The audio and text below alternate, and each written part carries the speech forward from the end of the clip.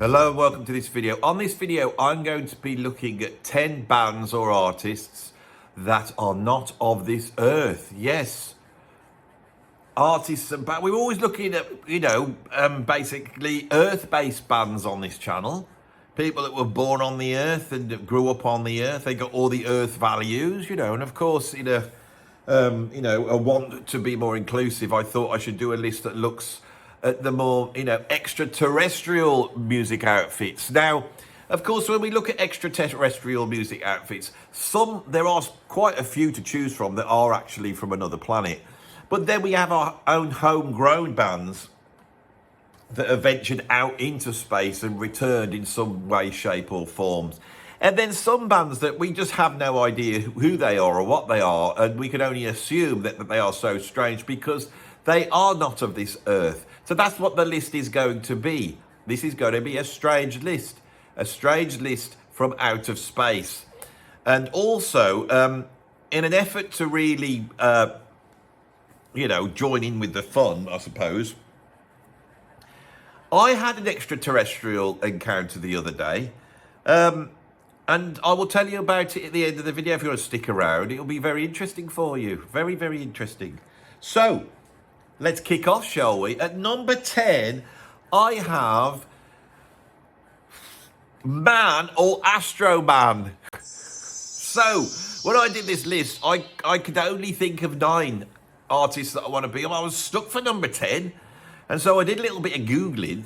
And I found out that in the early 90s, there was like a punk rock band called Man O Astroman, but they weren't like a normal punk rock band. They were from another planet. What planet, I'm not too sure. So, Man O Astroman, made music that can only be described as being a cross between sort of... I'm trying to drink my coffee. I'm freezing cold here. Absolutely freezing cold.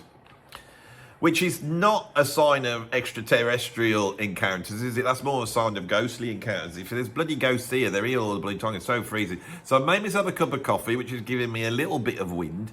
I have my fan heater on in the background, so the anal retentive elements that watch the channel are going to be annoyed because that's going on in the background. And also, I've got my notes on my laptop, and that's developed a fault. And so the fan inside keeps stopping and starting. So there's all these little sounds chirruping away in the background in this video. And what I want you to do, especially the anal retentive types who can't take this and wonder why I haven't been more professional and got it done it well. What I want you to imagine is I am on a spaceship. And I want you to imagine that the sound of the fan heater in the background is actually the sound of a surging through space at near light speed. And then the whirring and chirping here are actually from the very complex computing systems that allow me to travel through space. Now, if you could imagine that, you can close your eyes and listen to it. Can you hear it? And then I'm drinking my space drink. In fact, I might have a space donut as well, because I'm hungry.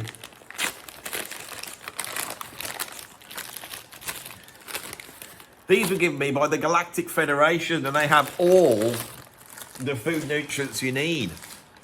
They're perfect for space, because when I do deactivate the gravity inducers on my planet, on my spaceship, these will just float around and they won't cause any sort of trouble if they bang into you. They're quite soft. And they actually do look like flying saucers as they bop about, which is a nice aesthetic effect. I'm going to bite into it now. Luckily, I've got my gravity inducers on, so the jam inside won't come floating about, which is a terrible thing when that happens. Oh, Man O Astroman, ? I had to listen to them. They're really good. They are from another planet, so they're like aliens that have come from another planet. And now, this could be true, it could be not true, I don't know. I have no reason to disbelieve them. They're not known as liars. I don't really know them. I don't know where they're still going, but basically you've got sort of Dick Dale sort of surf music mixed with a 90s post-punk sound. Man O Astroman. And that's about as much as I know about them, which is why I did all the thing about the donuts. At number 9,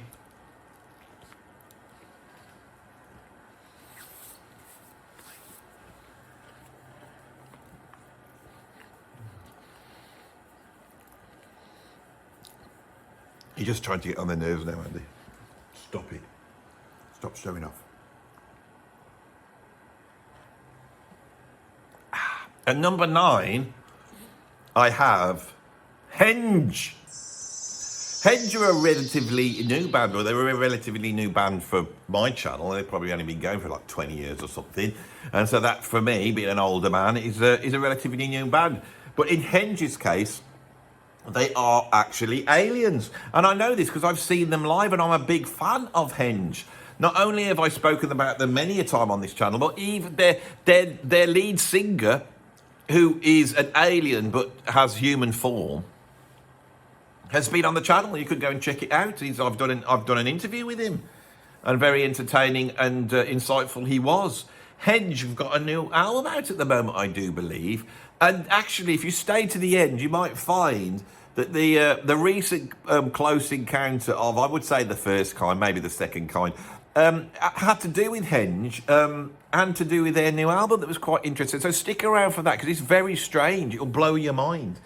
Henge are from another planet. I've seen them live, and they are actual aliens. I've seen them live, right? Henge have a sort of proggy, trippy, gongy, Hawkwindy sound mixed with a sort of dub reggae, techno, dance music out in space with a sort of environmentalist undertones in their conceptual framework. That's what Henge are, and they're a lot of fun. They are a breath of fresh air because they are an actual progressive rock band, not somebody that just tries to ape Genesis, but something that's out there and conceptual and bonkers. They're incredible musicians, which you would be if you've been around for millennia in alien form. Of course you're going to be good, aren't you? Right, so anyway, that's Henge. I'm not spending a load of time on this. It's a quick one, this is. At number 8, I have The Residents. Yes, I haven't spoken about The Residents on this channel. Now, what do The Residents have to do with outer space? Nothing at all. But you don't know that they don't, do you? Because the thing about The Residents is nobody knows who they are. They don't know who they are.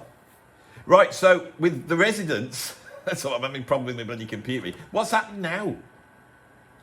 With The Residents, The Residents grew out probably of some sort of arty collective out in the west coast of America, I imagine. I can't imagine it happening on the east coast. Incredibly experimental, mixing sort of conceptual art happenings with pop music, rock music.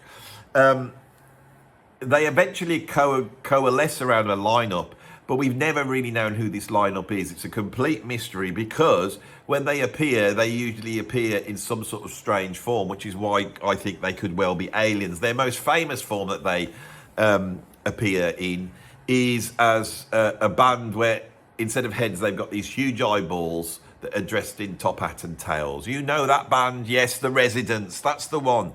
They do have a certain... It's not punk rock at all. It's very strange. Their music is very strange and very varied, and they made lots of albums. Their first album, Meet the Residents, is the famous album that's got the parody of the Meet the Beatles cover on. And they do all sorts of strange things on there. You know, weird improvisations, cover versions and all that type of stuff. But what comes through is this little voice. This little, whiny little voice is the sort of voice of The Residents. It's the voice that Primus copies, you know, that Les Claypool copies. He sings in the same Residents voice. In fact, Primus can be seen as a cross between The Residents and Level 42. If you imagine putting those two bands together, you'd get Primus, wouldn't you? They're incredibly influential, creating all sorts of different stuff, and they're really strange. Now, you're probably wondering, Andy hasn't imparted that much information. I am very interested in The Residents, and I've listened to them a lot, but again, it's a band I've come to quite recently. I think they're absolutely fantastic, and when they're not being totally weird, the music is very listenable. I like it, I really do. Now, if you want to know more about them, on YouTube, there is an excellent hour-and-a-half documentary, put Residence documentary, and I can't remember what it's called, something like Sound of Chaos or Object of Sounds of something like that. You'll know it's an hour-and-a-half documentary. You'll come up straight away. It's absolutely a brilliant introduction to the Residents, because this band, if you haven't got that documentary, it's hard to get into. I mean, what album are you going to get? Because whichever one you buy, it's not going to give you any idea what the band's like. You can't buy a best of. I don't think there is a best of. And also, they work on CD-ROMs and they work on like installation arts and they've made films. And it's all too much. So go and check the documentary out. But if you do want to know who's behind this, it could have been a man called Hardy Fox. Although Hardy Fox sounds more like a description of a sort of woodland animal that is, you know, tough and can withstand the elements. So I don't trust that name. But if Hardy Fox is behind it, he is in the documentary, but he talks as though he's not in the band and he just knew them. Hardy Fox, I'm afraid, died in 2018, so he's no longer with us. And I don't know whether the Residents are still going now he's gone. Who knows? There's not much I can say about this band. That's why I haven't covered them, but I really wanted to, because I do cover the wacky and the wonderful. And all I'm going to say is, I've spoken about the Residents now. I've mentioned them on my channel, and I have put a big thumbs up. I like them. I think they're amazing. Right, let's move on to number 7.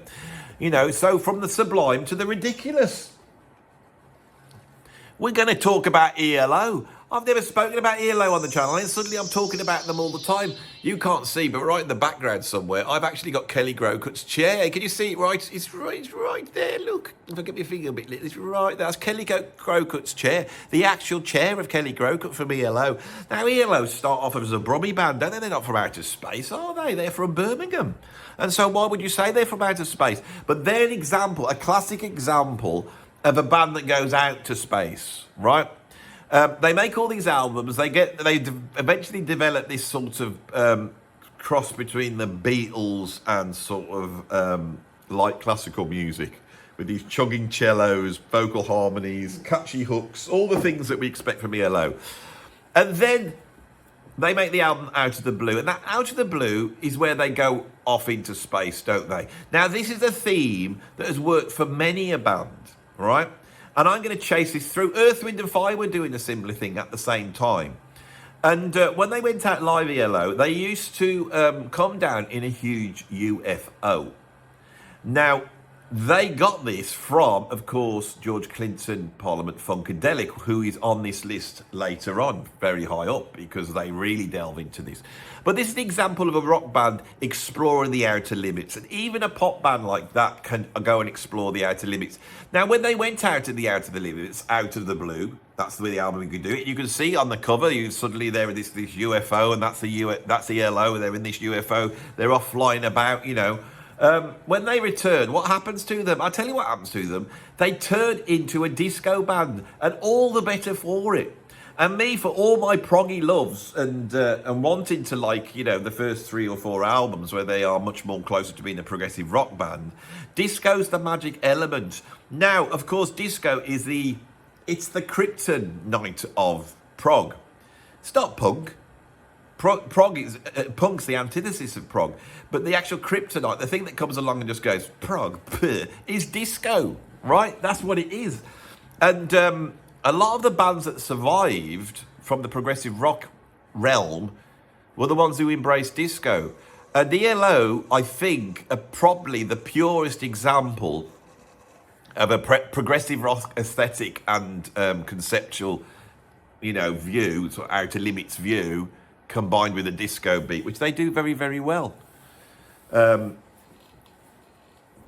going to move on. I'm not going to spend a lot of time on these. I'm going to get going. We've got a lot to do today on this video. At number 6, I've got Ozric Tentacles. Ozric Tentacles are the strangest band going. So, let me take you back to the 1980s. Everybody likes the Smiths, or Sisters of Mercy, or The Cure. I'm at college. All my friends are artsy-fartsy. That's what they like, right?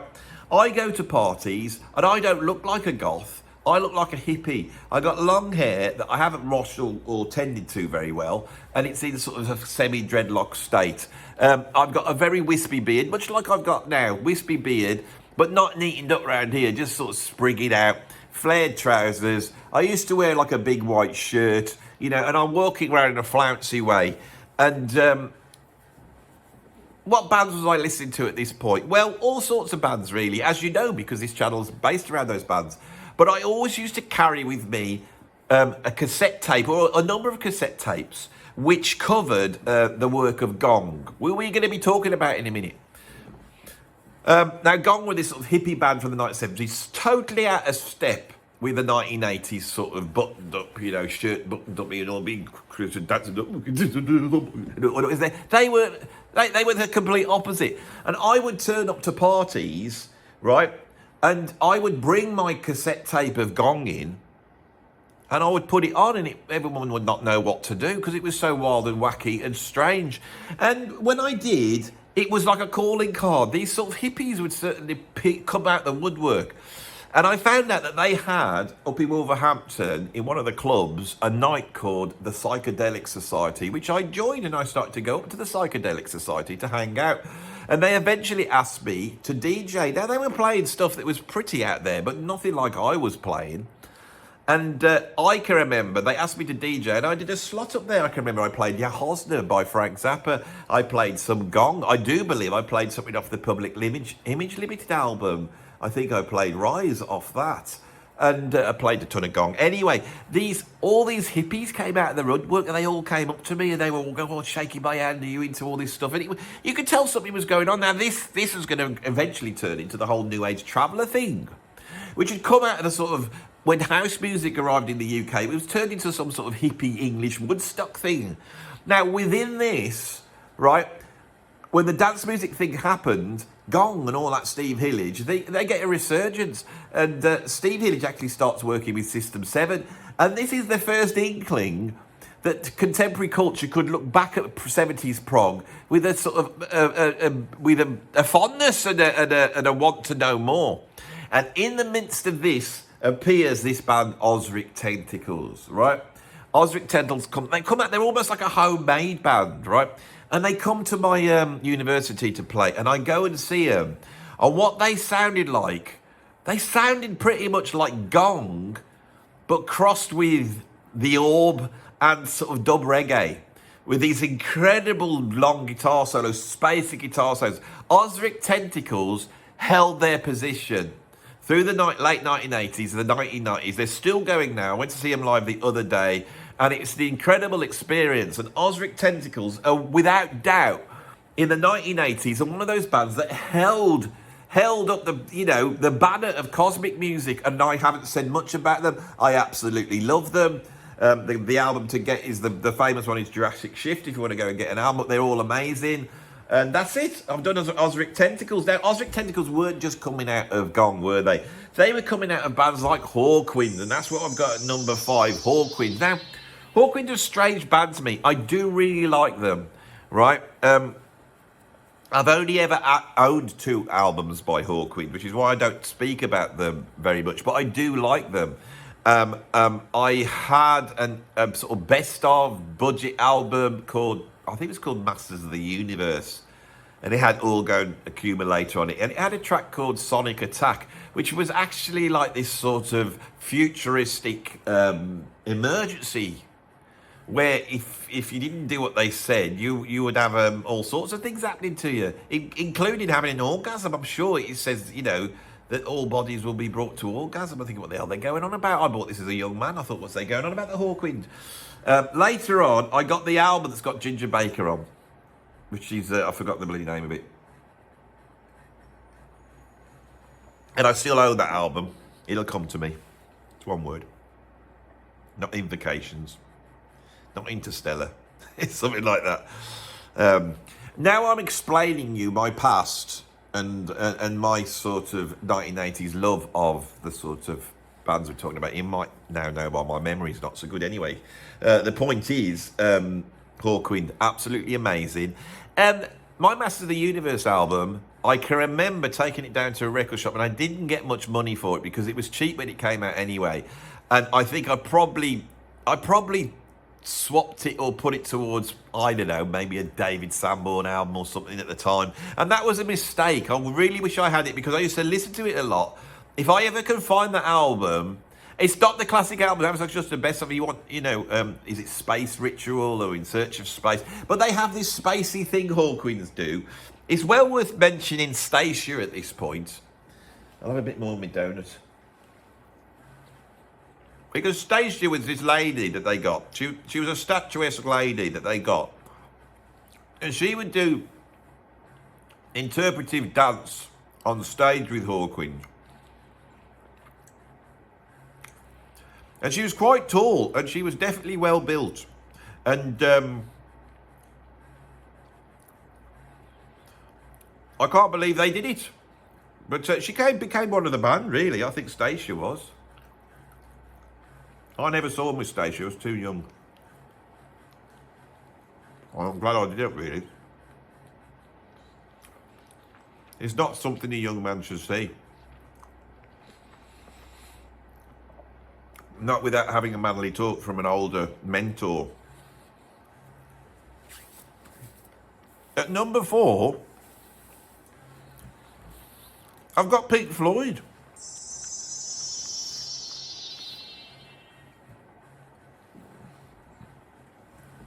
On that first album, they've got Astronomy Domino, whatever it's called, Domini or whatever it is. Incredible. That first album has got, on the one side, Syd Barrett's Away with the Fairies, charismatic songwriting, very strange. But there is this other thing with Pink Floyd in the early days, where I always feel like I'm travelling in a spaceship. Now, they do a lot of psychedelic jamming in the early days, and I'm not a massive fan of it. I'm not convinced by it. But on tracks like Set Controls for the Heart of the Sun, it's absolutely sublime. Echoes, and I always feel like I'm out in space. Now, this might be because I first came to Pink Floyd because when I was a kid, there wasn't much on the TV.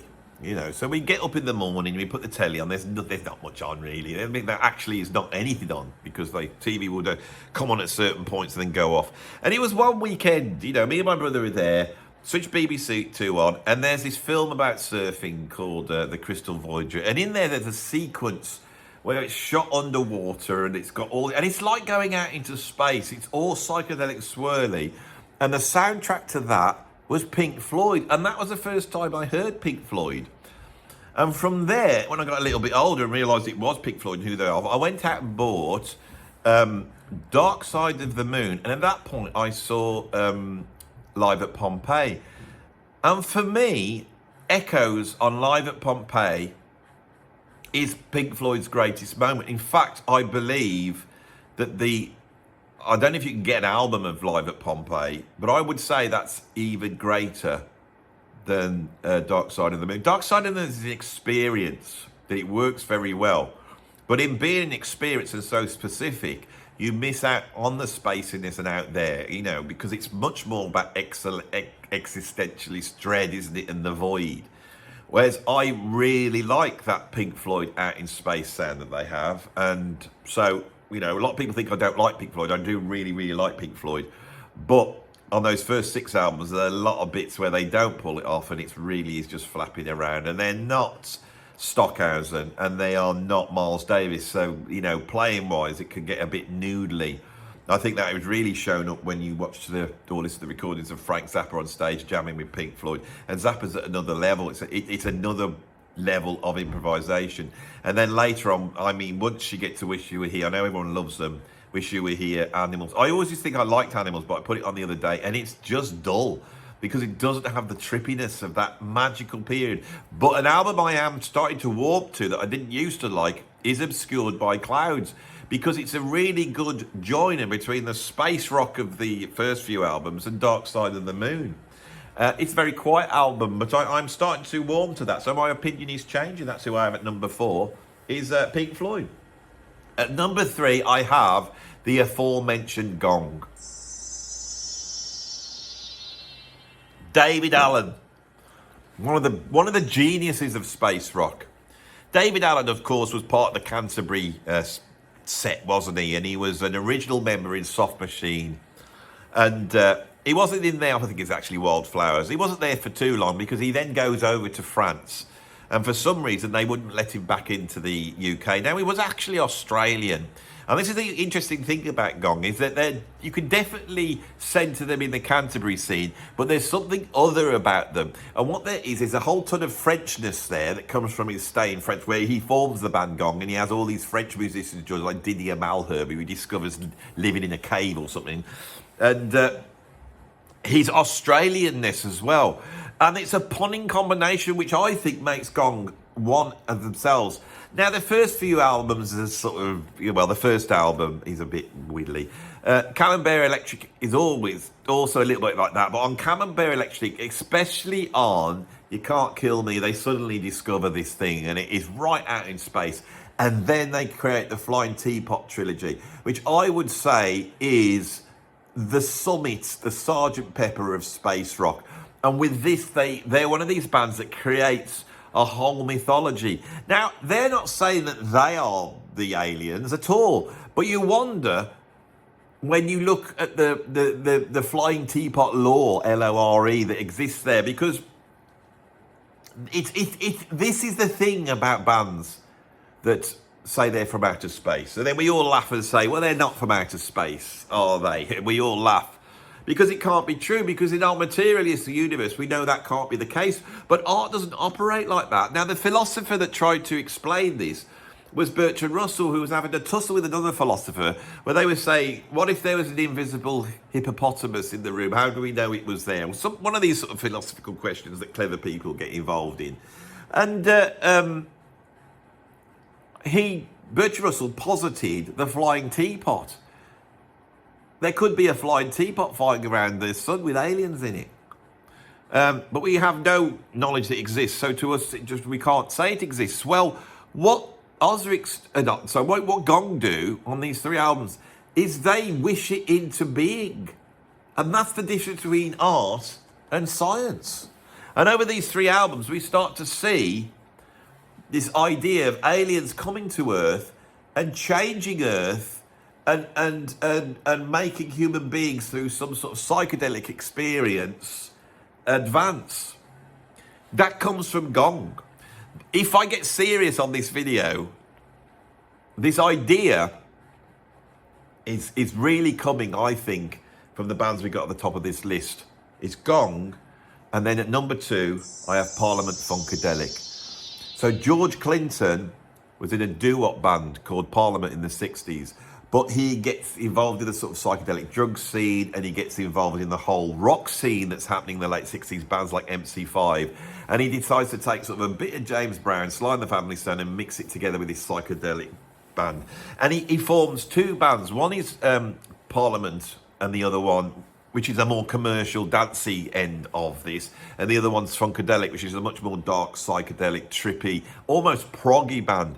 But they can swap over at any time. And he makes a whole series of albums in which he starts to create this sort of black sci-fi fantasy world. Now, he did not invent this, but it's something that has gone into our culture now. Up until this point, black people had not got their own science fiction. We know exactly what, almost how we associate it now.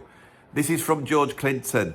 And by the time you get to Brides of Dr. Funkenstein, and you've got this huge band outstage, and the UFO is landing, we start to see that there is a thing within rock music that's got a lineage, and I've tried to describe it with these bands. Now, at number 1, because I'm going to pull all these bands together, I have the Lord and Master of all this, because as we know, all things come from jazz. And the Lord and Master of number 1, undoubtedly, is Herman Blunt, also known as Sun Ra. Sun Ra, as a musician, goes right back to the beginnings of jazz. He was learning his trade in the 1930s. He was a devout devotee of the big band musician Fletcher Henderson. Fletcher Henderson had created a big band in the early 20s, which all the big bands, Duke Ellington, Count Basie, Benny Goodman, were all based upon the Fletcher Henderson band. When Benny Goodman struck it big, he brought in Fletcher Henderson. Sun Ra came through that. So his lineage goes right back to almost like the beginnings of jazz. In the early 50s, he actually hooks up with Fletcher Henderson and starts to work with him, I believe, if my memory is right. And then he forms his own big band. But the thing with his big band, it's so specific and strange and so conceptual. This is progressive rock before progressive rock was invented. And to do this, he does a really interesting thing. He buys a house and then he puts the whole big band in that house. So if you play in Sun Ra's big band, you give over everything to him. Everything. And he would train them up. They would have to, they would do their gigs, and he sets his own label up, and they start to make their own albums on a massive level. So this science fiction element starts to creep in here as he starts to bring in his own cosmology. He claimed throughout his life that he came from the planet Saturn, and this band looked like aliens. This did not look like the Stan Kenton band. They looked like aliens, and they had a whole cosmology. And they worked in film. If anyone goes and watch Space is the Place or watch the biography of Sun Ra, this is as spacey as it gets. Sun Ra is one of the peaks of the achievements of jazz. And Sun Ra's achievement is unique. There is no other jazz artist that removes himself from the mainstream of jazz in such an incredible way. By the 1960s, he's bringing in synthesizers and electronic sounds. He's an absolute pioneer. And this big band contained some of the greatest musicians on the planet, some of the greatest jazz musicians. The saxophone player, John Gilmore, is the guy that really Coltrane was taking his sound from. But John Gilmore could have been a superstar in jazz, but he had an allegiance to Sun Ra. The band's still going, and who's the guy that just turned 100? Is it Patrick Gleason? I can't remember his name. No, Patrick Gleason, that's not his name. What's it? Oh, so I'm so sorry when I can't remember stuff. One of the band members of the original band is still going. He's 100. He's just made a new album. I'm sure you'll put it in all the comments down below. Oh, this is really annoying. I can't remember him. That's a real failure when I can't remember a jazz musician's name. Anyway, he's just made an album at 100 years old. It's the oldest person to make a new album. Still out playing. And where does it come from? I'll tell you where it comes from. Because he's not 100 years old, because they are from Saturn. And it makes you live longer, doesn't it? Because they're travelling at light speed. Sun Ra creates it. He creates the science fiction within music, right? He has this idea that they are aliens, and he has a whole cosmology that comes around that, from that is within the musical conceptual framework. He also invents this black science fiction genre, which P-Funk, with their huge band, pretty much pick up straight away. What Gong do, I think, is bring in this idea, and Sun Ra might have done this, but I don't know. But what Gong do is bring in this idea, the Eric Van Daniken idea, that there is some sort of genesis of our civilization from the planets out there. So, going back to Henge, was at number 9 on this list. They're only low down because they've only just begun. They can't compete against Hawkwind or Sun Ra. They will in good time. I really believe that. They have the same sort of cosmology of aliens coming to Earth, this time to save the planet. And what's interesting is I had a strange experience the other day, and I'm going to tell you about it. I was lying in bed. It was the early morning, it was daytime, it was a lovely sunny day like today. I'm lying in my bed, and I opened my eyes, and sat in front of me was an alien. And it wasn't an alien, it was actually one of the kids' toys. But later I said, where did we get this toy from? They go, that's not our toy. They didn't know where it was from. So I'm sat there, staring at this alien that is staring straight back at me. And then do you want to know what happened next?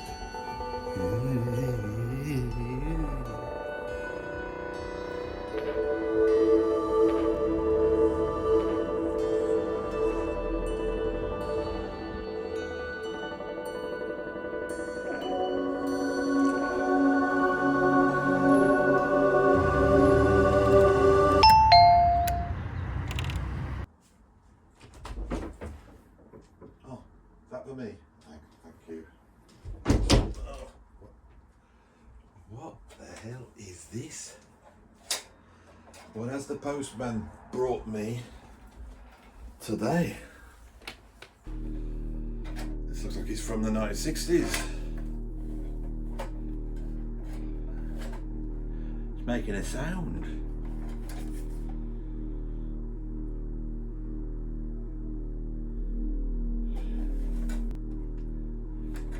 It says caution, handle with care, intergalactic joy transmitter.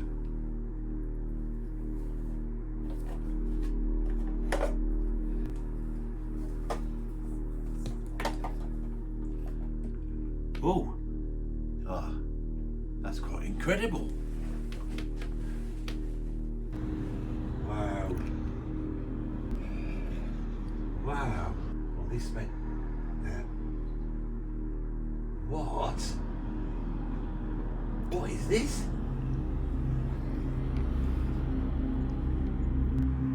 I can't believe it.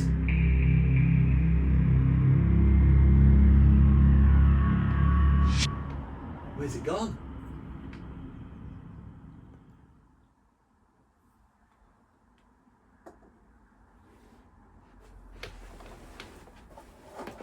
There's a little speaker here. There's a little speaker there.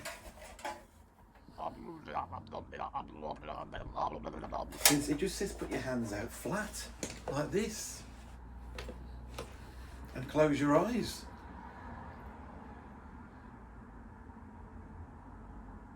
Oh, that felt weird. Oh, wow. Oh, it's a new Henge album, of course. I should have known. They never come in the post like any other albums. Oh, Journey to Volta's B. This must be the new Henge album. So I'll tell you what I'm going to do. I'm going to go away now, drop this on my turntable, and then I'll return with a review of their new album, Henge's new album.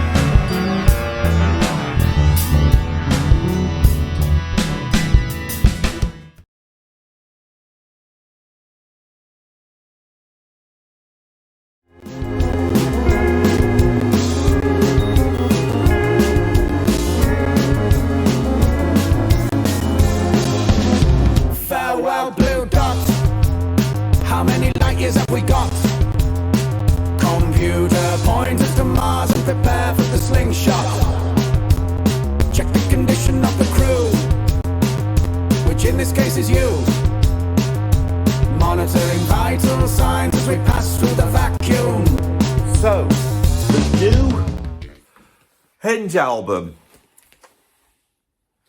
Journey to Volta's B. I have the vinyl copy here. Okay. There's the rear. Show you inside. Got some lovely space age artwork on the vinyl edition. And I think you really need to get the vinyl edition. Is that the right way around? I think so, yeah. And then we've got this wonderful bit of psychedelia here. The dialectic, good and bad. So there's this dialectic. Here's a world all ruined, you know, and poisoned, and here's a beautiful sunshiny world. There's two outcomes, and then you can see you've got the spaceship in between, right? Have a look at this. It's beautiful. And this is a wonderful thing. Also, and I've got to be honest, I am very excited about this.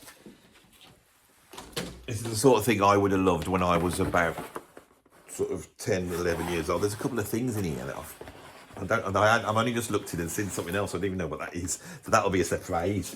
So, oh, it's not that good. Oh, it is. So yeah, you get one of these badges. It's like a NASA badge, but it's not for the NASA. It's for like a intergalactic. What does it say? Mission to Volta's B crew member. Oh, I mean, look at it. It's wonderful. I mean, is it an iron-on one? Mom, can you put this patch on, please? Brilliant. And also, I have a doubt. I'm glad I've got that, actually. Download code, so now I can listen to it in the car.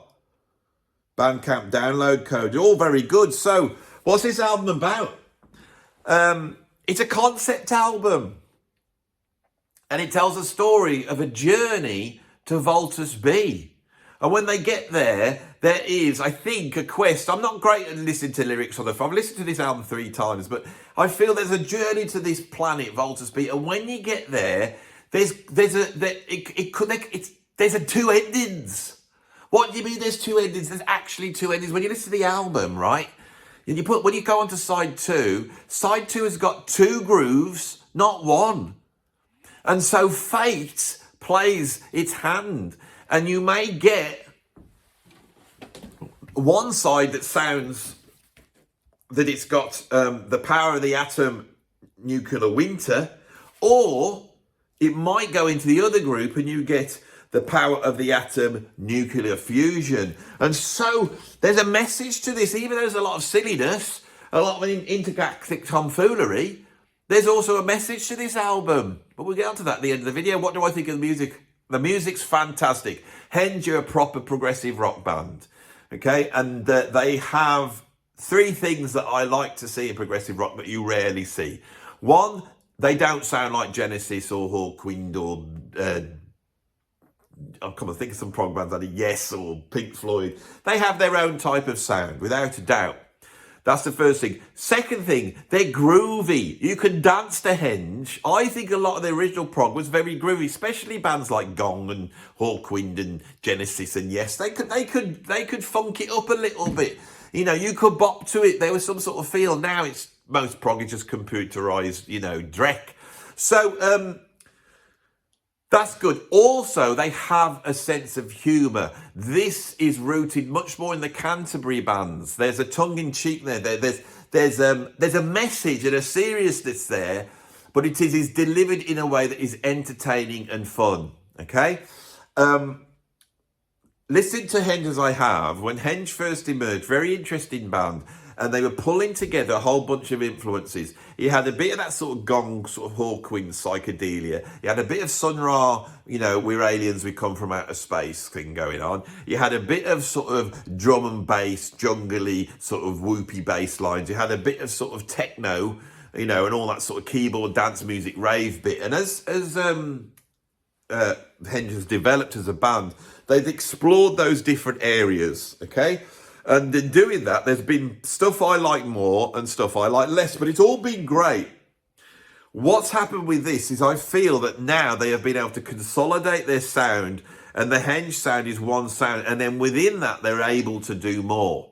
One of the things that's great about this is that the drum beats sound very influenced by electronic music, drum and bass, but you hear it's a real drummer all the time, whereas sometimes they would use really electronic beats. All those sort of weird keyboard sounds are in there. There's even more sort of robotic voices for coda sort of stuff going on, which I love. It doesn't seem to be so allied to feeling like they are a festival band that has sort of dance music undertones. They've moved away from that. They've totally embraced the Henge lore within which they reside. And within that, they do all sorts of things. And there's even some, and I welcome this a lot, and I hope they do this even more in the future. There is some wonderful guitar solos. There's some improvisation that opens up. Some of the tracks are quite long. This is a full-on progressive rock album. This is a progressive rock album that tells a story over 2 sides very, very well, although the tracks can stand alone as well.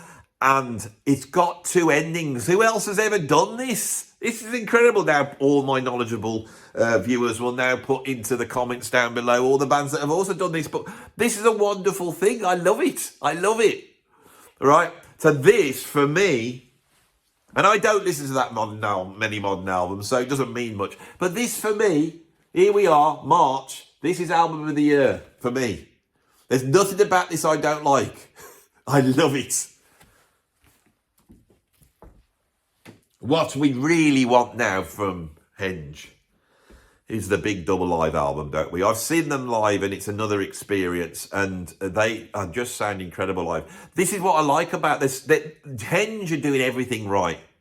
They're doing everything right. They've carved off their own little space within the music industry. They're not doing anything that sounds like anybody else. So if you want some Henge, you have to go to Henge. That's a key. They've been able to create a following and build upon that following. It has that sort of cottage industry aspect about it, and you feel that you're following the band as they get bigger and stronger and bigger. This is beautifully presented. It's beautifully done, but you feel like the Henge are not kowtowing to a record label in any shape or form. They have instrumental virtuosity, but they also have hooks. It's accessible, but it's also quite deep. It's funny, but it's serious. Okay, I don't feel that they are utilizing the computers to try and make themselves sound perfect. They're not. Their egos aren't aligned like that. They're too silly. But within that, they are also utilizing modern music production techniques to create a new type of sound. It's just wonderful, and I don't know what else I could say. Often when I come on here and I review a new album and I'm saying it's a great album, I'm standing back objectively. I'm more like sort of the music producer end of myself. I'm going, yes, it's a really good album. They've done a really good job. Would I go and listen to it? Probably not, because I don't want to waste time listening to this music when I can go back and listen to all the music from the old days that I love even more, because that's got a certain aspect to it which modern music hasn't got. Well, this has got that aspect. It's got that aspect which, without sounding retro. Henge are a great band, right? I really would love the world to be the case that a band like this would get picked up by the media and become the biggest band in the world instead of it being Coldplay. And you might say this would never happen, but for me, I think this band is a media blessing. It's like this is entertainment. If you stuck them on the One Show, if you could interview them on the One Show, right, the world would be going, oh my God, that's entertainment. This is what the media used to be in. You know, before it became all about virtue signaling and just parroting the same narrative all the time, when it was just about entertainment, they used to entertain, right? We need Henge on mainstream media. We need them cropping up. They need to be playing the Brits.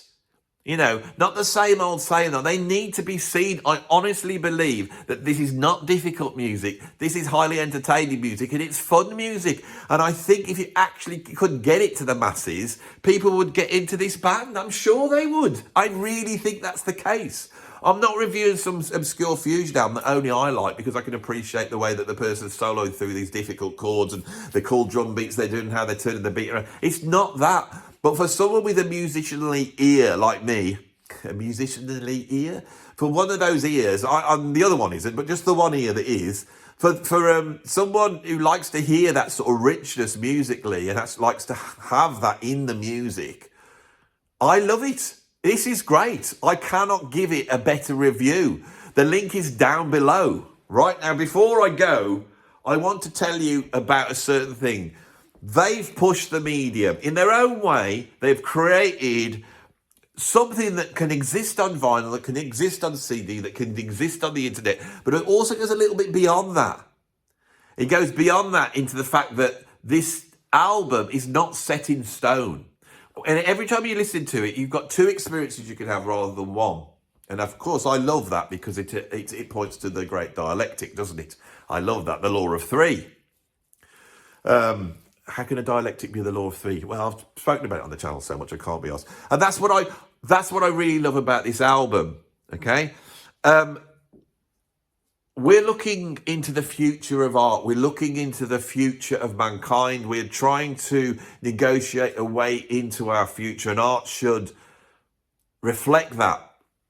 And so what I've done on this video, and I think you've noticed it, is what I've tried to do is rather than come on here and say, here's the review of the next Henge album, because I love them so much, I've spent a long time doing this video for them. I hope they bloody appreciate it, because they are from another planet, and they can be a bit uppity sometimes, I think, because they seemed a little bit condescending looking down at us Earthlings. But by the by, I hope they do appreciate it. I want some alien appreciation out of this, because I've spent some time with this. I've created a top 10, albeit a strange top 10, so hopefully this will have got more interest. And it starts off like a regular top 10.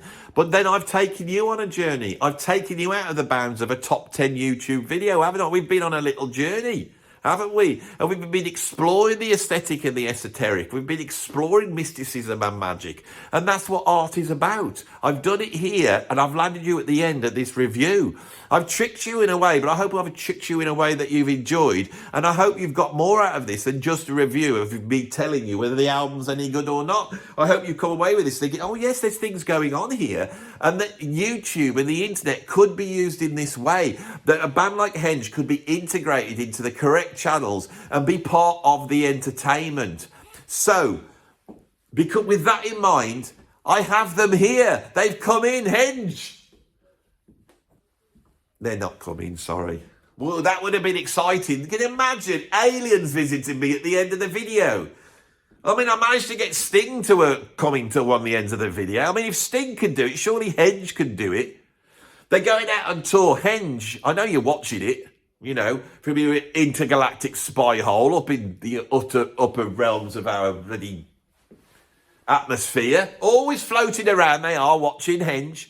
If you're getting this, come here. Come hither. Come into my studio. Let's do something together.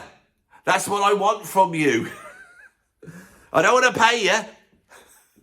But let's get intergalactic here, right now. Come here and let's see if we can sell some more albums for you. And let's see if we can get some more followers and some more fans. And hopefully we've got some now. So if you're a new fan, put it in there. And when you go and buy this album, say you came from Andy. And then Henge will wiggle. I love the band. I want them in my gang. Not the gang Gary Glitter gang. My gang. It's a different gang. It's not that type of gang. Mine's an intergalactic space gang. That's what I want to be in. I want to be part of it. I want to be part of it. I want to be the human in it. I'm an alien. I'm from the planet Earth. I want to be in it. I want to journey out into the intergalactic realms. You know, I want to venture hither and thither. I want to make the dance between the supernovas and the black holes. The great dialectic that is represented there. I'm in with it all. You know, I'm in with it all. So, you know, let's all get intergalactic. Let's get all out of space, not of this earth. Outer limits, let's go there. To the infinite and beyond.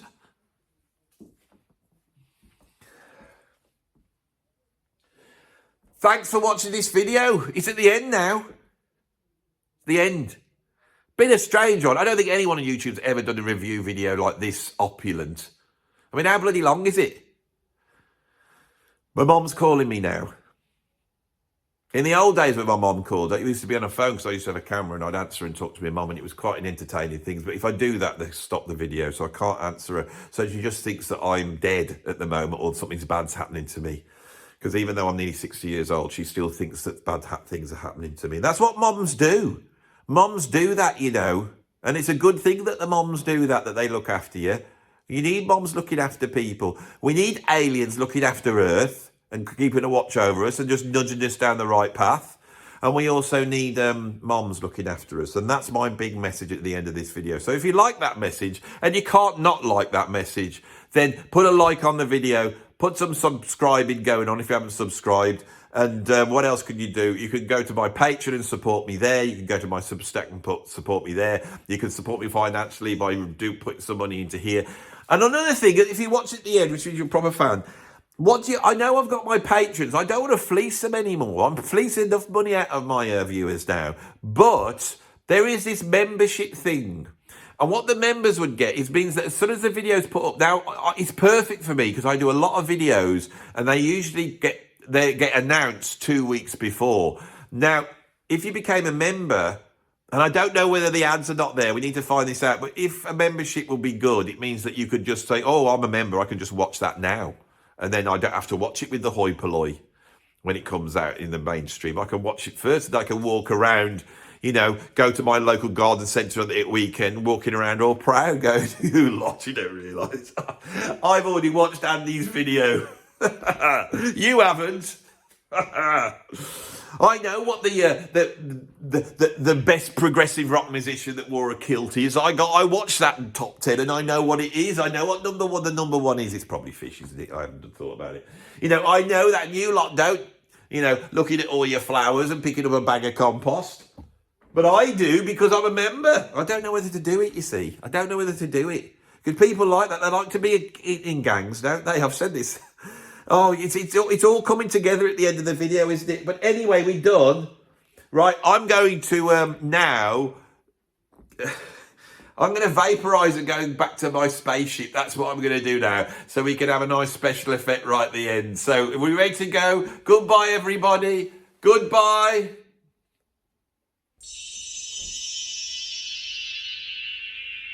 Hurry up.